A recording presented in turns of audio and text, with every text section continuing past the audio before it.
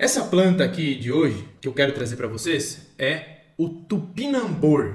Talvez na sua região ela não seja chamada de tupinambor. Talvez na sua região ela seja chamada de tupinambá, tupinambô ou topinambô. Ela recebe vários nomes de acordo com a região, de acordo com a cultura, com o costume de cada localidade, né? Então essa planta basicamente se chama em muitos locais de tupinambor. Não existe uma forma certa ou errada de você dar um nome popular para ela. Nós temos que sempre pensar no nome científico das plantas, porque como eu disse, talvez na sua cidade você vai ouvir por outro nome, como por exemplo é chamado também de girassol batata ou alcachofra de Jerusalém. Olha só quantos nomes nós temos. Mas o nome científico do tupinambor é Elianthus tuberosus. Em primeiro ponto, quando a gente fala de tupinambor, a gente sempre lembra dessa primeira propriedade medicinal que ele tem, que é justamente diabetes. Então, o tupinambor, na verdade, a gente não utiliza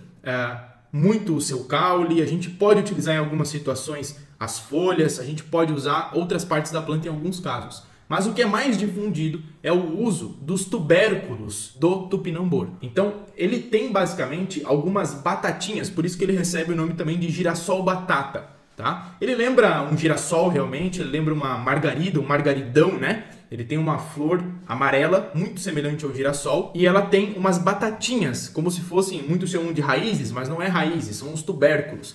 Sabem o rizoma, o gengibre que a gente usa medicinalmente? Sabe o açafrão da terra, por exemplo? É muito parecido com o açafrão da terra. Lembra muito o gengibre. Ele é clarinho por dentro, tá? Como o gengibre. Ele não é laranja como o açafrão da terra. Então, esse é o tupinambor. Como que a gente utiliza o tupinambor? Bom, existem muitas formas de se utilizar ele, tá? Como ele é um tubérculo, igual uma batatinha, você pode pegar ela e, por exemplo, usar ela na comida, porque ela é uma punk, uma planta alimentícia. Excelente para os casos de diabetes. Ela é muito rica numa substância que se chama inulina. Então, se a gente pega na natureza diversos alimentos, diversas plantas que contenham inulina, o tupinambor, ele se destaca como sendo a maior fonte de inulina. Ela recebe também o nome de alcachofra de Jerusalém, justamente por conta que o gosto dela lembra um pouco da alcachofra em alguns pontos, tá? Quando você cozinha ela, quando você faz um refogado, quando você faz uma sopa,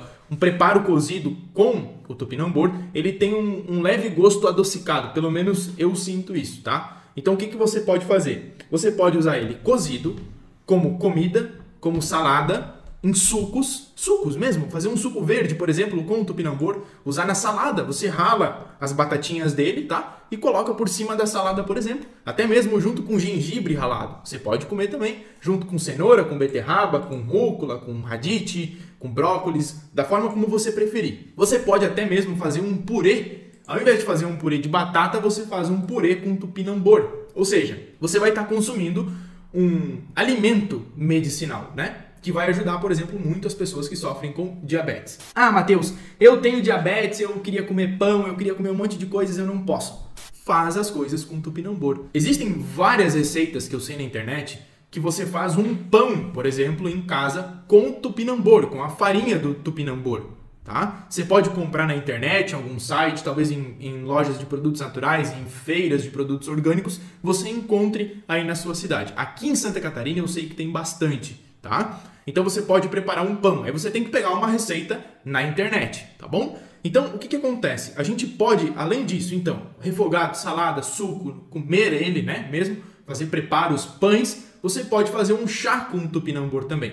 Nesse caso, eu prefiro fazer o chá dele por decocção, que é o cozimento. Todas as raízes nós preparamos fazendo o cozimento, que é a decocção. Então não é um processo de infusão para preparar o tupinambor. Existem outras formas de preparar as plantas? Existem. Você pode fazer emplastros, cataplasmas, extratos glicólicos, pomadas e outras coisas. Então, o tupinambor, gente, sempre que vocês pensarem em diabetes, lembrem-se do tupinambor.